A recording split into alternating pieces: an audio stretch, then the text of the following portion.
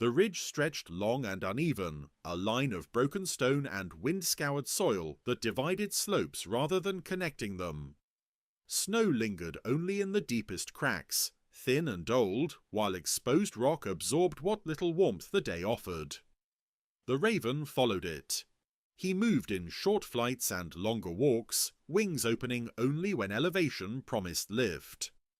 His body was light, built to trade gravity for air, to use rising currents rather than fight them. Today, the air did not cooperate. The raven launched from a rock outcrop and spread his wings wide, expecting the familiar upward push that usually formed along sunlit slopes by this hour. Instead, the air sagged beneath him. Lift failed to materialize. He beat his wings twice, sharply, to avoid losing height too quickly, then glided down to the ridge again.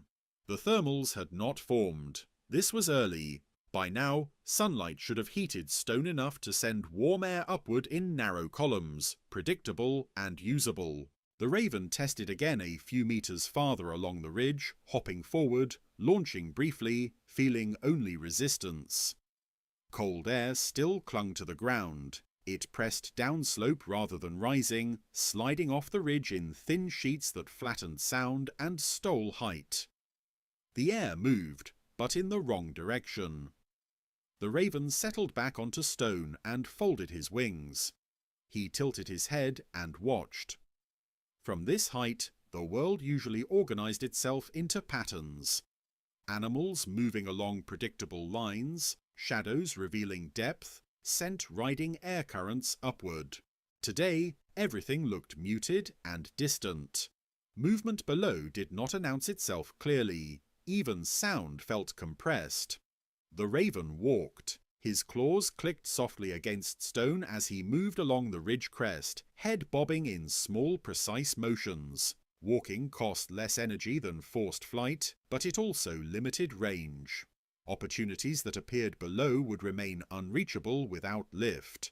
He stopped and listened. Nothing rose. No insects lifted into air columns. No small birds rode invisible elevators upward. Even the smell of carrion, faint, old, unreliable, stayed pinned low, refusing to travel. This ridge had worked before. The raven remembered that, not as memory in images, but as expectation. Sun, stone, air, advantage. He had tracked this line many times, using it to cover distance efficiently, to search without effort. Today, it offered only exposure. Wind brushed lightly across the crest, not strong enough to support soaring, but enough to cool rock and delay warming further. Clouds passed thinly overhead, stealing sunlight in brief intervals that reset whatever heat had begun to build. The raven shifted position and hopped to a higher point, then launched again. Failure repeated. The air did not catch him. He descended in a shallow glide and landed farther downslope than intended, forced to climb back up on foot, wings folded tightly to conserve strength. This cost mattered. Ravens were adaptable, but they still balanced energy precisely. Repeated failed launches accumulated fatigue quickly, turning a day of efficient travel into one of costly movement. The raven stood at the crest again and looked down both sides of the ridge. Below lay valleys shaped to trap cold air longer, places where thermals formed later, if at all. Staying here without lift meant committing to ground movement for longer than planned. The raven did not call. Calls drew attention and competition, neither of which helped when advantage was already compromised. He waited. Minutes passed, then more. The sun climbed, but warmth did not follow. Stone remained cool. Air stayed heavy, reluctant to rise. The thermals failed, and the raven, perched on a ridge that should have given him height and reach, began to understand that this day would not be decided by cleverness or patience alone, but by how quickly he could accept that the air had changed its rules, and that following a line built on rising currents would demand a different strategy long before hunger or fatigue forced the lesson too sharply to ignore. The raven did not wait for improvement. Waiting cost time, and time without lift did not accumulate advantage.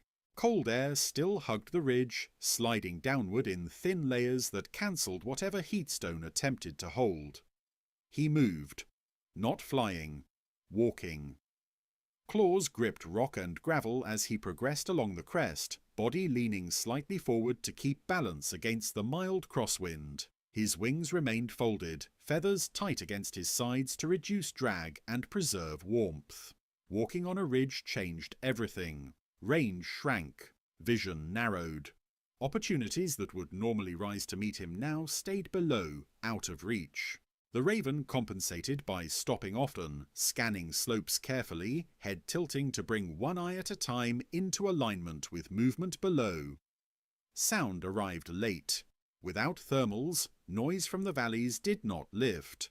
Small disturbances, a rodent shifting in cover, a bird calling once, stayed low, swallowed by terrain before reaching the crest. The raven tested the air again. He hopped forward and launched from a slightly higher rock, wings spreading wide, tail fanning for control. For a moment, it felt possible. Then the air failed again, flattening beneath him. He beat once, twice, too costly. He aborted the attempt and landed hard on the ridge, claws scraping stone as he absorbed impact. The effort raised his pulse noticeably, a reminder that flight without support was not neutral. He walked on. Clouds thickened slightly overhead, not enough to bring weather, but enough to dull sunlight further. Stone cooled instead of warming. Whatever chance thermals had been given earlier closed quietly. Below the ridge, something moved. A line of dark shapes, barely visible through distance and angle, gathered near a slope break. Ravens recognized such patterns instantly, a congregation of birds or animals moving with unnatural focus. Carrion. Possibly. The ravens stopped and watched. Without lift, reaching it would require descent and climb, a trade of height for certainty. Once down, returning to the ridge would demand more energy than he could afford without thermals to repay it. He waited. Other ravens would arrive if the find was real. Their movement, their calls, would confirm value. None came. The shapes shifted and dissolved, resolving into cattle moving slowly upslope, heads low, accompanied by faint human presence too distant to resolve clearly. Not food, not now. The raven turned away. Walking continued. Distance accumulated slowly. What would have taken minutes by air took far longer on foot, and each meter increased exposure to cold and fatigue. The ridge narrowed briefly, forcing the raven to step carefully between rocks loosened by frost and wind. He crossed without incident, but the terrain demanded attention rather than opportunity. He paused again. The air remained wrong.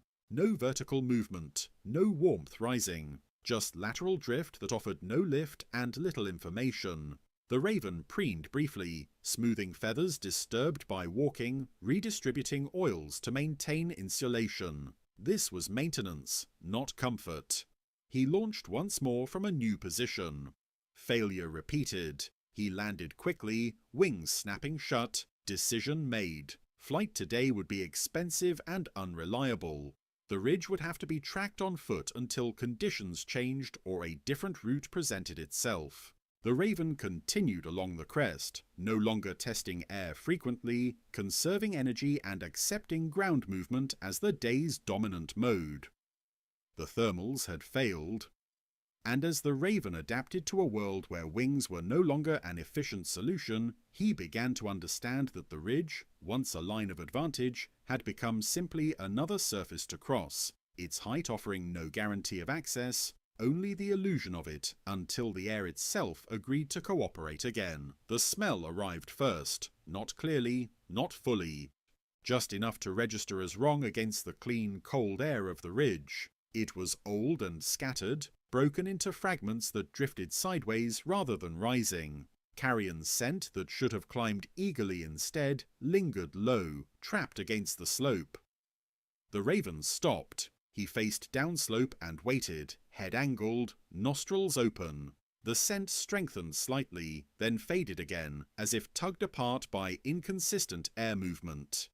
There was food below, but it was not announcing itself properly. That meant delay. and delay meant others were already there. The raven walked closer to the ridge's edge and looked down. Far below, at the base of a shallow cut where rock gave way to grass, dark shapes clustered tightly. Not birds alone, mammals too.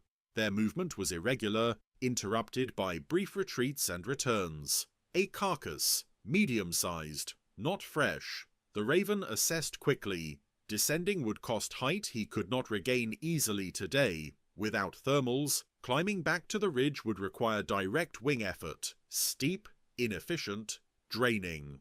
But staying meant watching opportunity diminish further. More birds arrived below. Crows first. Then magpies. Their presence confirmed age rather than freshness. Fresh carcasses drew eagles and large ravens early.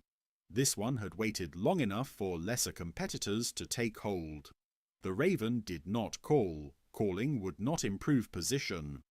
He shifted along the ridge, tracking the carcass laterally rather than committing to descent. This kept him informed while preserving altitude. The wind brushed the ridge lightly. Still no lift. Below, a human shape moved briefly. Small, distant, but unmistakable. The animals scattered momentarily, then returned, indicating tolerance rather than fear. Livestock loss. Managed land. That explained the delay. Humans changed timing. Carcasses were discovered, disturbed, sometimes removed. What remained was often less predictable and more contested. The raven waited again. An eagle did not arrive. That confirmed it. The opportunity was already past its peak. Descending now would mean fighting for scraps, then struggling back uphill without air support. The cost would exceed the gain. The raven turned away. This decision carried no drama, only calculation. He continued along the ridge, leaving the carcass behind without ceremony. Hunger remained, but it was controlled, not yet urgent enough to justify inefficient effort. As he walked, he noticed others doing the same. A raven farther along the crest moved in the opposite direction, wings folded, head low. Another launched briefly from a rock, failed to gain lift, and landed again with visible frustration. The ridge was full of birds who had arrived expecting advantage and found none. The air had equalized them all. Height no longer mattered, only proximity and timing did. The raven stopped once more and looked back. Below, the carcass was now crowded. The ground around it darkened with movement, wings beating, bodies jostling. Sound rose, harsh calls, short conflicts, but it did not reach the ridge clearly. The air refused to carry it upward. The raven resumed walking. He would leave the ridge soon, not because it was useless, but because it had stopped being efficient. Following it further would only extend the mismatch between expectation and reality.